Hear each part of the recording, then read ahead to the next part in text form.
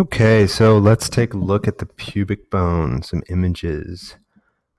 This is a really nice image actually to see the acetabulum as well, so you can take a look at that, which we'll look at a little later.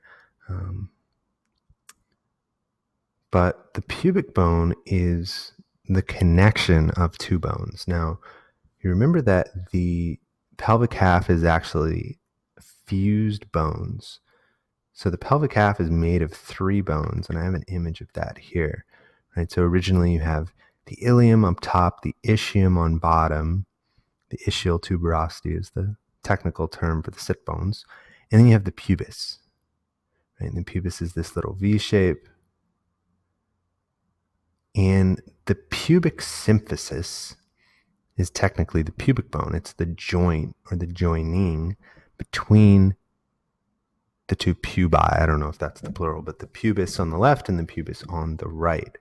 So you can imagine and you can touch and feel that there's that Y-like split, and in the center there's that connection point. So you actually have ligaments in here, and here you see it labeled the interpubic fibrocartilaginous lamina, right? So this piece of cartilage between the bone, and then you have ligaments on bottom and on top.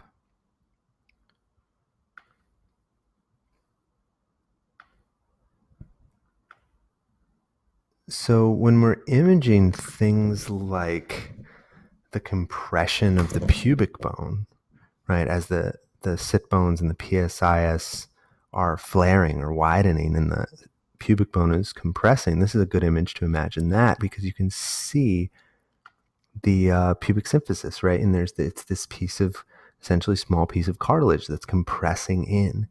Now, in some of the other videos, you heard me talk about the pubic rami. You can see those in this video, this little bump and this little bump. Now that is muscle, has muscle attachments and ligament attachments. You can see that in the previous one. You have the inguinal ligament that connects basically to the pubic rami, or I believe in this one it's called the pubic tubercle.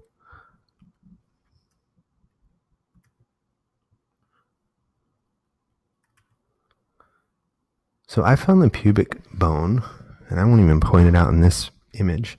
Go ahead and find it yourselves. But I found the pubic bone is extremely important in my own search for a three-dimensional sense of the pelvis, for my alignment, for my posture, for my power production. And I was really missing a lot of pieces. I did a lot of focusing on the back of the sacrum and the SI joints, and that was great and that was really important, but that never quite made sense until I understood the placement of the pubic symphysis, of the pubic bone. And there I said the word, in which you've probably found it by now, but the symphysis, right? This is a side view of the pubic bone. So it's like we're looking at the cartilage. And now, of course, with the male organs as well. So I encourage you to really understand the way these forces run. It really helps. Now we've looked at this inner line, right? This thickening of the pelvic half that really indicates how the forces are running within the pelvis. And of course, these lines run directly from SI joint to the pubic symphysis. And this is exactly what I'm talking about, exactly why it's so important, that line right there. This is the inner sort of bowl or inner circle of the pelvis. It's also what divides what some anatomists call the upper pelvis, which would be the bowl that's formed by the wings of the ilium down to this line, and then the lower pelvis would be formed by the walls of the ischium and the pubis. So that'd be the lower sort of bowl where the penis or the vagina and the rectum would be. This is an image that is actually, I believe, was originally showing exactly these lines of force with the red lines, right? We're talking about, okay, so the forces are coming down into the base of the sacrum, which you see where this red line begins, and then they're traveling.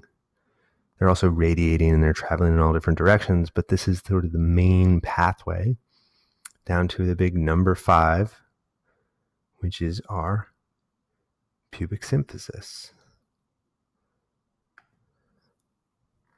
And then it's a little creepy looking.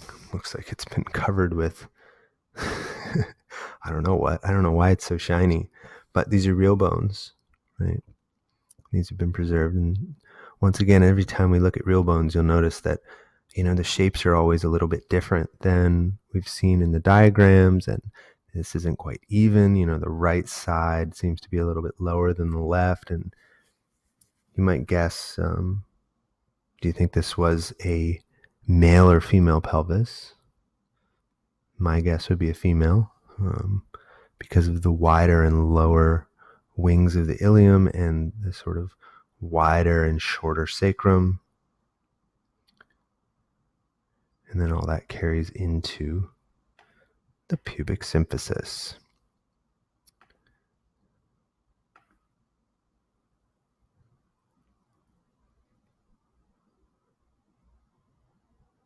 So there you have it, the pubic bone. If you enjoyed this video, sign up for the InBody Space newsletter and share the link with a friend.